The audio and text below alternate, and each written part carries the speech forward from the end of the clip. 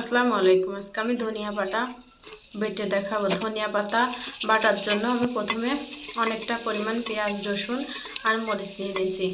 এবারে তেলের মধ্যে সুন্দর করে আমি এটা ভেজে নেব। ভেজে অনেকটা নরম করে নেব। নরম করার জন্য এর মধ্যে অল্প একটু লবণ ব্যবহার করছি। লবণ দিলে যে কোনো জিনিস তাড়াতাড়ি সেদ্ধ হয়ে যায়। তো এটা সুন্দর করে নেড়ে চেড়ে এবারে কিছুক্ষণ ঢাকা দিয়ে দেব। ঢাকা দিয়ে আবার সুন্দর করে নেড়ে চেড়ে এর মধ্যে আমি ধনিয়া পাতাগুলা দিয়ে দেব। শুধু ধনিয়া পাতা খেতে মজা হয় ঠিক আছে, কিন্তু এটাতে যদি কালো জিরা ব্যবহার করেন তাহলে অনেক উপকার হবে। গায়ের অনেক ব্যথা দূর হয়ে যাবে, অনেকটা উপকারী খাবার হবে।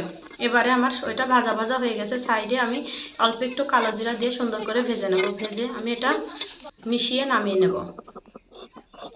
মিশিয়ে নামিয়ে আমি পাটাতে সুন্দর করে বেটে নেব। দেখুন বাটা হয়ে গেছে, বাটাতে আমি উঠিয়ে নিলাম। এবার আমি পাটাতে ভাত মেখে খাবো।